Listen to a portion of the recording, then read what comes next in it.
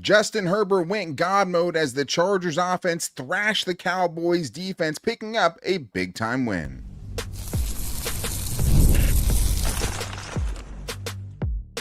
You are Locked On Chargers, your daily podcast on the Los Angeles Chargers. Part of the Locked On Podcast Network, your team every day.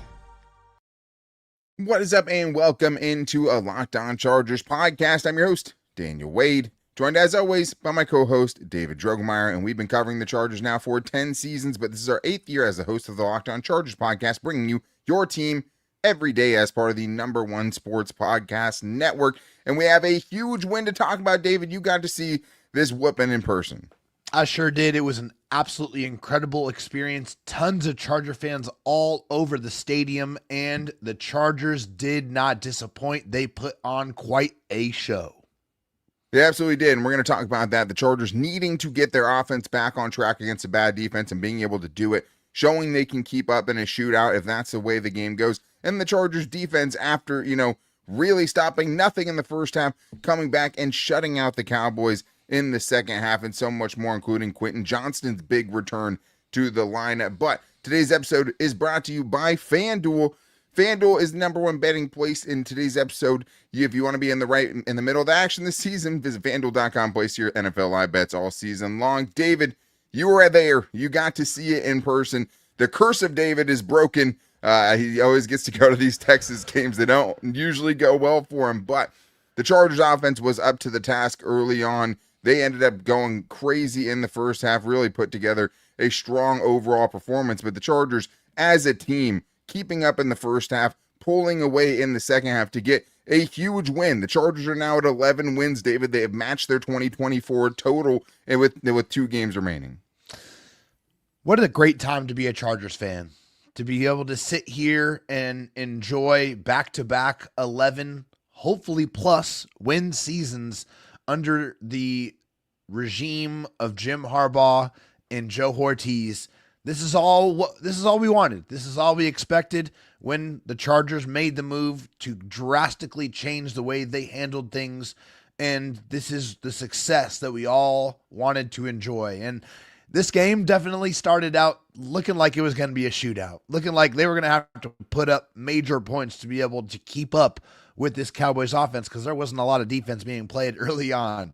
By either but team, yeah. They made some big time adjustments in the second half, and they were able to pull away and come away with a dominant victory. And the offense certainly looked like they found the rhythm. Absolutely. And we talked about it going in, like the reason why this is a big win. What can you learn about beating a bad opponent, right? And I don't think the Cowboys were as bad as their record would indicate, but I would say that they had to do a couple of things to still kind of show that they're going in the right direction, not just beating up on a bad team. Because if they win this game 17-14, you're feeling as good about this defense as you ever have. You're still very, very concerned about the offense, right? If you win 42-41, you feel great about the offense, and you're like, okay, well, the defense still struggled against a really good offense to show that they can be an elite unit. In this game, you get both, right? You get the offense back on track while the defense holds that offense over there to only 17 points, keeps that team under 20 points, which hadn't happened to them in months, right? That's what the defense pulled off. The offense, meanwhile, from the get-go was on. Like, that's the thing. They could not slowly start this game. They could have gotten left in the dust, and it could have changed the entire narrative of this performance, right? But it starts with Justin Herbert, who was a man possessed. I mean, he started off the first 2 drives, he's 8 of 9 for 126 yards, 2 touchdowns, and 158.3 rating. For the first half, he's 14 of 16 for 173 yards, averaging 10.8 yards per attempt. He was on fire. He took his game to another level, 3 total touchdowns, and it was nice getting to see him kind of look like that superstar quarterback again, at least with the protection. And it also didn't matter even when the protection wasn't at its best. When he was under pressure, according to PFF, he completed 9 of 11 passes for 108 yards and a touchdown, and he was not sacked at all in this football game. And part of that was his mobility, using his legs to escape the pocket and be able to keep plays alive. He did that routinely in this game. Justin Herbert was on. It was beautiful to watch him be able to dot passes all over, be able to make subtle changes, subtle movements in the pocket to be able to just buy a little extra time and hit an open receiver. And there were a lot of them. There was a lot of open receivers in this game. It really was just up to Justin to make the right decisions, and he did a lot of the times today. It was great to be in the building to watch a virtuoso type of performance from number 10.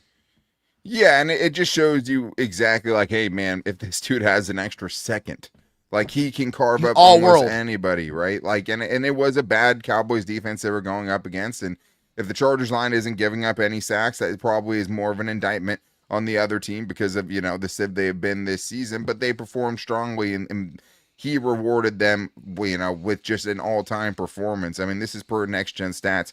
Justin Herbert generated plus 23.9 EPA, which is expected points added across his 33 dropbacks against Dallas, the second most by any quarterback in a game this season, the second most of Justin Herbert's career. And you also, add on the 40-plus rushing yards he has, and he's putting up almost 350 yards of offense in a game where, 5 minutes left to go in the game. You don't even really need him, right? And you don't even have to ask any more of him, or he could have had an even more productive day. But I also thought it was just great that they didn't necessarily need him to put the running game on his back, but when he was needed, right after you get a holding call, a phantom holding call, according to, Jim Harbaugh and most of us on Trevor Penning, that was not a holding that call. Big time. Yeah, well, I mean, there's a couple questionable things, obviously, but in this one, though, I mean, for him to go pick up that big, 34-yard run, get down, obviously, after a certain point, but he was just awesome, and it just goes to show you kind of how good he could be. Broken left hand or not, obviously it's recovering, but 3 total touchdowns, 300 yards passing.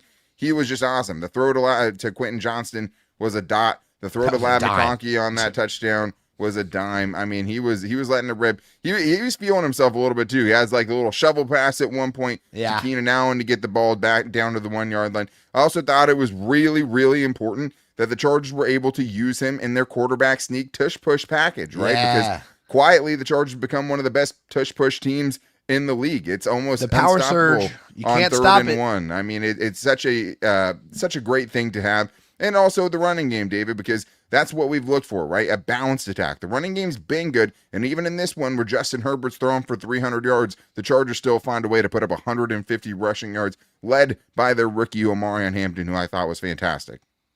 Where's Thanos when you need him? Perfectly balanced. Yeah. Almost, but very, very, very close. 29 passes, 33 rushing attempts.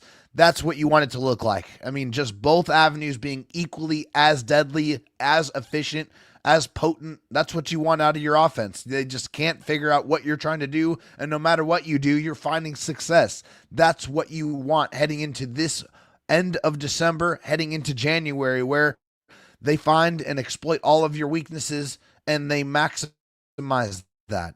This is where the Chargers have to figure that out. It was important that they figured it out on offense, and Omarion Hampton was a big part of that. 16 carries, 85 yards, and a big touchdown. I loved seeing him get rewarded late in the game just for some hard yards. He included another explosive run, an 18-yard run. The guy has real juice. He's really hard to tackle. It was really fun to watch him in person. This guy just goes forward. It's hard to get him on the ground. He is a big part of this offense. I love the fact that he didn't have to take all the hits from the injury, and now he's ready to go, and he looks fresh, he looks strong, he looks powerful, and he looks effective. Yeah, and even, we talked about it a little bit on the postcast show, like, even though obviously it's tough to return from an injury, but 7 weeks less of hits, 7 weeks less of the attrition that comes along with being a bell cow running back. He looks fresh, and it's a great time of the year to be fresh, and I think in this game, when, Kamani Vidal, we'll see what happens as far as like an injury update for him.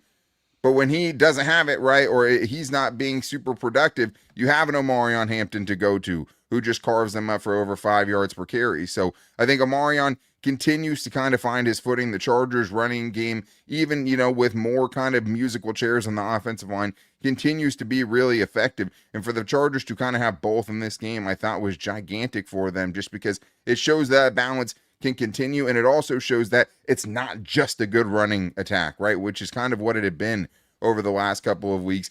The passing game can match it and even surpass it because we know the ability and the capabilities of Justin Herbert. But just what a strong performance. They were so hot in that first half. They kept answering the bell. Every time the Cowboys would get one, they come back, including at the end of that first half where they basically just drain the rest of the clock, finish it with a touchdown, and really kind of set the pace. Drive. And then, I mean, you do that, you leave them 15 seconds basically after the kickoff return, and you get the ball back in the second half, and you go down and score again. That's exactly what they needed and exactly what they got. But the Chargers defense, where it looked like they weren't going to pass the test in the first half, came back and did something I didn't think they were capable of, shut the Cowboys' high-powered, number one in yards offense out in the second half. We're getting into all that and more in today's Locked On Chargers podcast. Car shopping should feel exciting, not confusing, and with CarGurus, you get the confidence that you deserve. They cut through all the noise so you can actually see the best deals on cars that you want, because when it comes to a big purchase, you deserve the best deal. And with CarGurus, they make that whole process simple by giving you real information, real deal ratings, and more listings than anyone else, so you can shop the way that you want. Anyone who has recently bought a car, I know for me it was a 5-hour ordeal. I would love to have that expedited and also know that I'm getting the best price and not having something put over my head. And the great thing about CarGurus is they have the price drop alerts, which are a lifesaver. You get notified the second a car you're watching becomes a better deal. CarGurus connects you with trusted dealerships for a transparent, hassle-free buying process. With over 4 million listings, the most of any major online automotive marketplace. You'll always find the best deal. Shop the way you want with tools, data, and unbiased deal ratings that make it easy. Buy or sell your next car today at CarGurus.com. That's CarGurus.com. CarGurus.com. Well, David, now it's time to talk about this Chargers defense. And let's be honest, it started rough. I mean, George Pickens was a man possessed in the first half. Poor Cam Hart, he took his lunch money a couple of times, and it just looked like one of those days where one of the big things we had in our keys for success, at least on mine, was get under George Pickens' skin, right? Rattle him. If you can make him disappear early, he won't have the same effect. It was the exact opposite, and credit to the Cowboys for getting him involved early and giving him chances down the field, because this Chargers' new, more aggressive defensive style they've picked up leads to some chances down the field.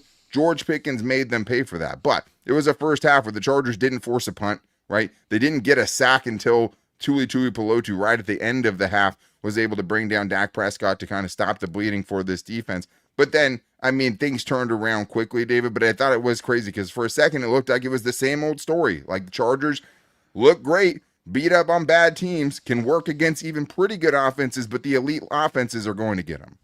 Yeah, it certainly did. It looked like it was going to be a shootout. I even remember sending a tweet out saying, oh, well, get ready for a shootout. I mean, this one could get wild, but it ended up not being wild because the Chargers were able to make adjustments at halftime.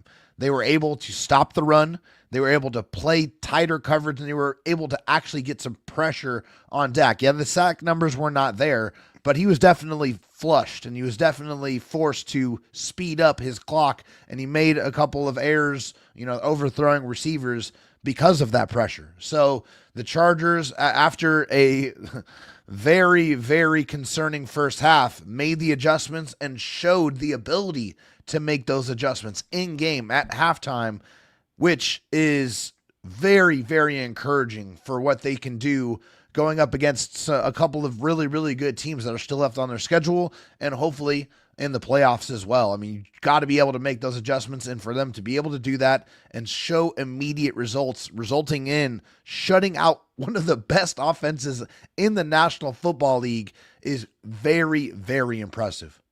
It is. And I mean, the first half, Dak's 13 of 17, 149 yards, 2 touchdowns, 141.5 rating on their first 3 drives where the Chargers gave up 17 points. And honestly, I mean, without Khalil Mack drawing a holding penalty, it would have been 3 straight touchdowns that they allowed. It was definitely a hold. No question. Oh, it was. No, I mean, but that's why I said without Khalil Mack forcing that holding penalty, because it absolutely was deserved on that one, the Cowboys get even another touchdown. But this is how the second half drives went for the Cowboys. Punt, turnover on downs, Dak pulled from the game, and then a fumble by Joe Milton. I mean, it was just dominance, and that's what happens when you can shrink the game with your offense and have these long drives.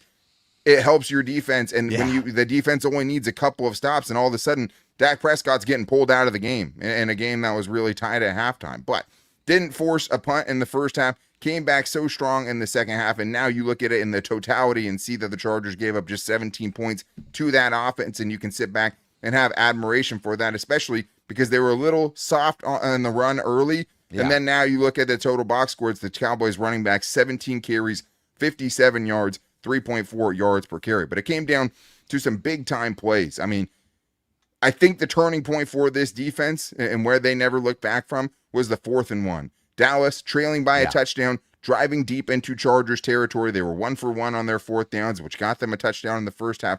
And on 4th and 1, Jamari Caldwell, that defensive line was a total wall. They gave up not an inch of space and shut that down, taking points off the board for the Cowboys. Just an absolutely monumental play. I mean, a play that completely changed the momentum of the football game. And I love how Khalil Mack put it after the game. He was talking about saying, hey, we want them to go for it. Almost daring them to, hey, we love those moments because that's our opportunity to flip the script and take the momentum. And that's exactly what they did. And they have been exceptional at that all season long, just saying, oh, you almost taking it disrespectfully. You really are going to go for it on 4th and short? No, we're going to make sure that you pay for that decision. And they did, and they stopped him. And that was a massive turn in the game. After that, it didn't seem like the Cowboys had very much going at all. No, they really didn't. And I thought that, the Chargers pass rush, especially early on, just wasn't there. I mean, the Chargers had chances to get off the field. They had a couple of 3rd and longs where they weren't able to get off, and the pass rush wasn't getting home. And I think a big part of that was the Chargers' inability to stop the run early, because we know the success, of what their NASCAR package brings to the table. We know if the Chargers can get you into 3rd and long, right, and get Tuipulotu and Odafe Oweh and Khalil Mack on the field at the same time, they're getting pressure at a 55% clip, right? Yeah. So, the problem was they just couldn't get themselves out of those manageable situations in the first half and weren't even forcing enough 3rd downs. And gave up 3rd and longs, too, which was horrible. They did. And that was the hard thing. It was, in the first half, they didn't take advantage of their opportunities. In the second half, on that 4th and 1, they did, right? Yeah. On a 4th and 10, take advantage of a Cowboys penalty, right? That sets them back. 4th and 10, the pass rush does get there this time. Odafe Oweh chases Dak Prescott out of the pocket. Tuipulotu, great job, great hustle, gets in his face, has him throw a ball that's 20 yards short of his intended receiver. And the Chargers get a big-time turnover on downs, which is just as good as an interception or a fumble recovery. But the Chargers also in this game, I thought it was impressive because they lost Dante Jackson in the first half, right? That is a huge loss. We'll see what happens with him. Then Benjamin St-Juste, who I believe whose arm was in a sling in that post-game Jim Harbaugh celebration. The Chargers had guys go down, their best corner goes down, and they're still able to pull off what they were able to pull off. So I think this was just, David, a huge statement by this Chargers defense where it's, hey, we don't just do it against, a sloppy Kansas City offense or an Eagles offense that's really struggled at times this year. We can even do it against the best defense or the best offenses in the league. Well, we said before the game, right? This was going to be a true litmus test for the Chargers defense for them to show us and show everybody who they really were and what caliber of defense they really are. And they showed it. It didn't look like it was great. It didn't look like it was going to be one of those type of statement performances in the beginning of the game, but they made it a statement performance after it was all said and done because they had their best when their best was required in the second half where they didn't allow a single point. And to do that against that high-powered offense, I think should definitely send shivers down the spine of every single other team in the AFC because they have that capability. And when they give Justin Herbert just an extra second of time, he can absolutely dice up any team out there. You arm Justin Herbert with that type of defense that has that confidence, that's flying around and playing that well, and truly and showing it against the best offenses in the league, that's legitimizing. That basically that stamps the fact that this is, no question about it, one of the best defenses in the NFL.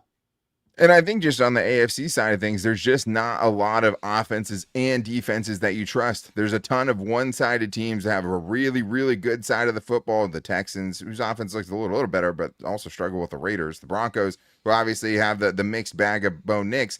And everyone else is kind of one-sided. It's either usually all offense, like the Bills, who are pretty much all offense right now, or all defense. So I think for the Chargers to show, hey, on our best day, when we're right, we can have a really good offense and one of the top defenses in the league.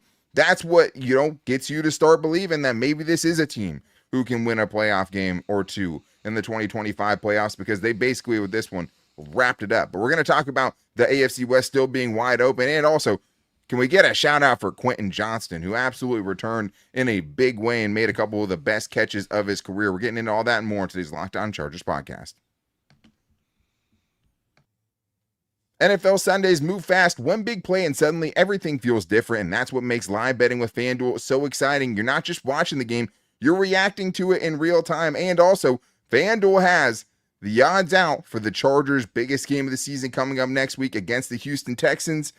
I'm going to tell you about that, but with FanDuel, you can place bets as the action unfolds as well. Every drive, every momentum swing, every highlight moment. For this one, you should go all in on the Chargers. After that last drive of the first half, it felt like the Chargers had turned a corner, and that's what FanDuel brings you, the ability to jump into the action then.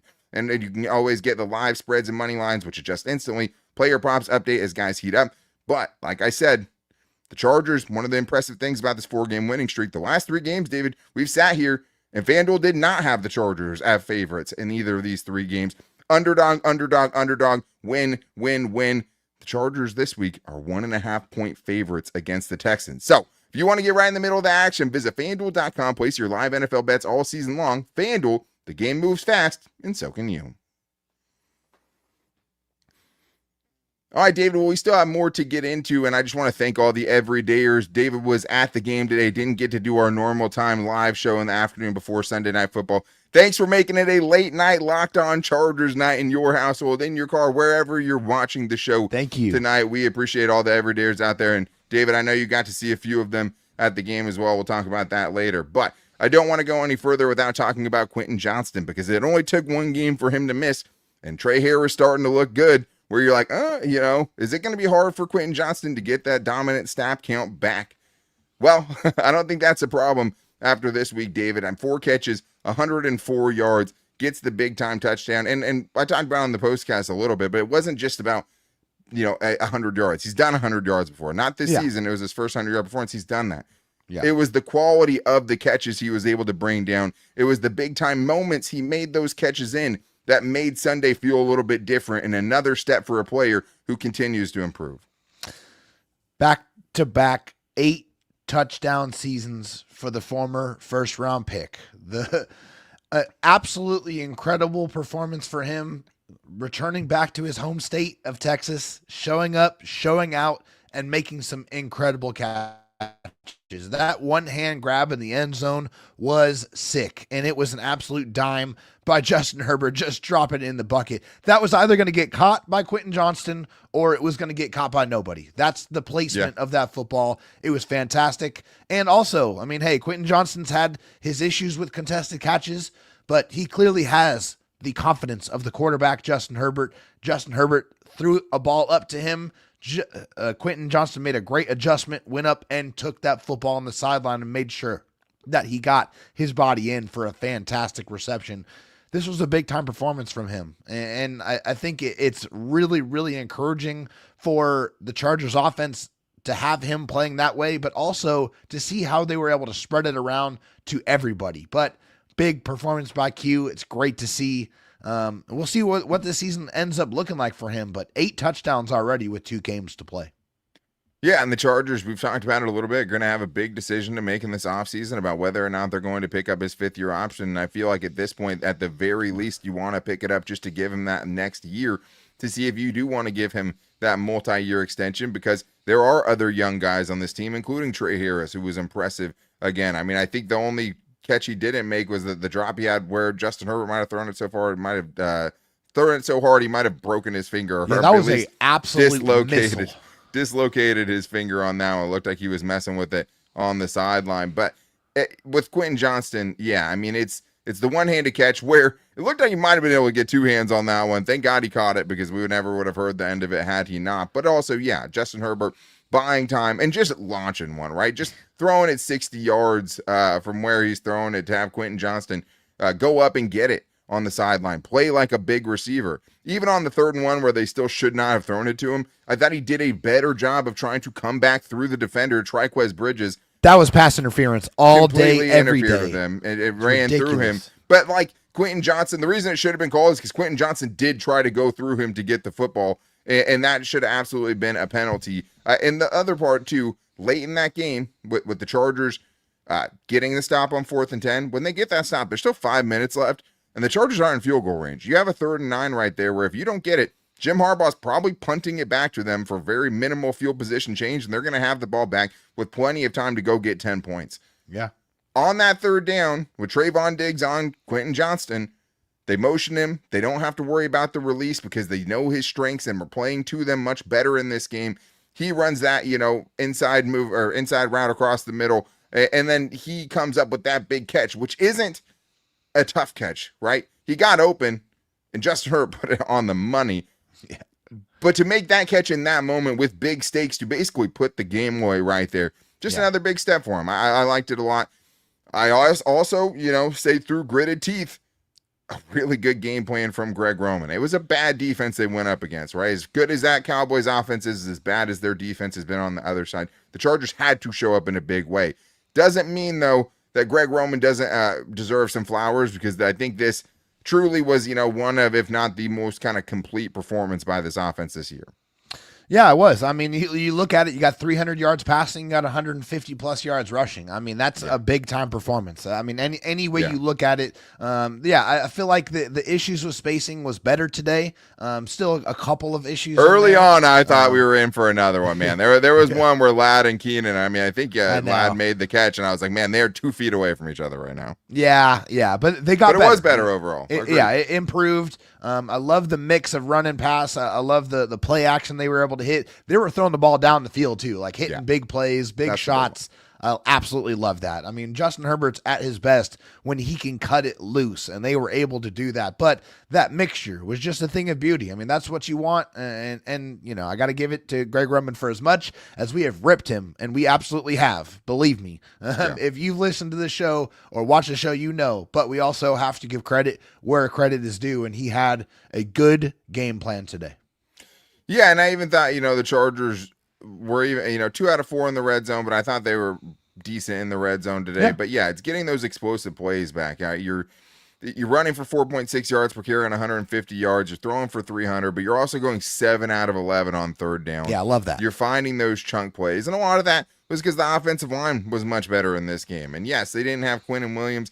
That was a pretty toothless defensive front the Cowboys had in this game. Justin Herbert obviously neutralized what little pressure there was, and still found a way to be successful. But 0 sacks is 0 sacks, David. There's not going to be a 0 sack game that we're going to be like, okay, hey, yeah, it was about. No, 0 sacks is 0 sacks, and this is a team that still had a pretty high pressure percentage coming in, and an offensive line that had Austin Deculus in for a huge part of this game and gave up 0 sacks. So a lot of the performance of this offensive line is going to feel a lot better if we find out good news on Jamari Sawyer, because he's been a revelation at left tackle. But also the push they were getting in the run game, the push they were getting on those quarterback sneaks where they dominated the line of scrimmage when they needed to. But what that all leads to, David, is the Chargers, who had things kind of fall their way a little bit on Sunday, and they needed a little bit of help if they wanted to win the division. The good news is they got it. The Broncos beat down by the Jaguars in a sloppy game where the Jaguars looked like the much better team. And with that Denver loss to the Jaguars, the Chargers now control their own destiny. And I know that that's, controlling your own destiny is kind of ironic, but what the Chargers have now is if they win out, David, they win the AFC West. And it's crazy to think that we're at this point of the season with the Chargers really having a chance now to go beat the Texans next week and then be playing for the division in Week 18. And after the Texans almost lost to the Raiders today, you feel better about it. That game is not as daunting as it was before. That is a big confidence booster for the Chargers and Chargers fans. They should feel very confident going into this football game because now they have everything that they want to play for in front of them. And it is all up to them. If they want to win this division, it's go take down the Texans and then go sweep the division by beating the Broncos in Week 18. And the AFC West is yours for the first time in 15 years. That is a huge opportunity that lays right in front of their feet. Yeah, man, and and the crazy thing is, like, you don't have Rashawn Slater, you don't have Joe Alt, you missed Marion Hampton for a big chunk. You've had key players missing, a significant amount of games. Khalil Mack, it's Jim Harbaugh, coach of the year, man. Come on, give him some more love. I mean, if they get to 13, man, it's a legitimate hype train that it has a real resume to win it this year, especially because, David, with all of those guys, like, the Chargers technically aren't even out of the race for the 1 seed right now. Like, they could be playing in week 18 to be playing for a bye. It would have helped if the Patriots could have lost to the Ravens tonight, obviously, but it's there and it's a possibility. So to have that, to match the season win total from 2024 with 2 games remaining, with what they've had to go through and the issues that still weren't fully addressed, working around the interior offensive line, which is still a mess, with the kind of backup tackles that they've had to put in there at times, like, what a season this has turned out to be. And like I said, like, you start to believe a little bit more every week. Like, every week, I mean, at one point we had a buy or sell, and it was buy or sell. If the Chargers beat the teams they need to make the playoffs, they're going to talk us into thinking that they are going to win a playoff game in 2025. You beat the 2 teams in the Super Bowl. You knock out the Kansas City Chiefs. You go out and put down a Dallas Cowboys team that had a really, really good offense, which had been one of your kryptonites. And now all of a sudden, I'm gonna buy back in. I'm gonna get sucked into thinking this team is not only gonna make the playoffs because they basically already done it, but that they could go win a playoff game. The biggest way to prove that is by going and getting revenge on the Texans this week. But thank you all for staying up a little late for us. The Everydayers showed out in a big way, and if you guys want a little extra, make sure you can check out the Locked On Everydayers Club at lockedonchargers.supercast.com, where we have an exclusive Discord channel there, and also you can get ad-free episodes of the podcast, just something that we're doing right now that we want to start getting going, have a little side chat so we can keep it going even when the cameras aren't rolling. But thank you guys for showing up. To make sure you never miss the show, go subscribe or follow for free on the Locked On Chargers YouTube channel and listen wherever you get your podcasts from, especially for big-time post-game victory shows like the one that we have tonight. Pull it down. Who's got it better than us, David? Nobody. All of a sudden, this season feels a lot of fun, and some of these wins makes you feel like this team has some special qualities, even with missing some key players. So to make sure you never miss the show, we also post to our social media every day, and tomorrow is Buy or Sell Tuesday, so you can get your biggest Chargers overreactions and storylines to us at Locked On LAC on Twitter, at Locked On Chargers on Instagram, and our Locked On Chargers Facebook page. We want to hear from the Everydayers because there's a lot to feel good about right now. So we'll be back with you guys tomorrow for Buy or Sell Tuesday. Until then, take it easy and go Bolts.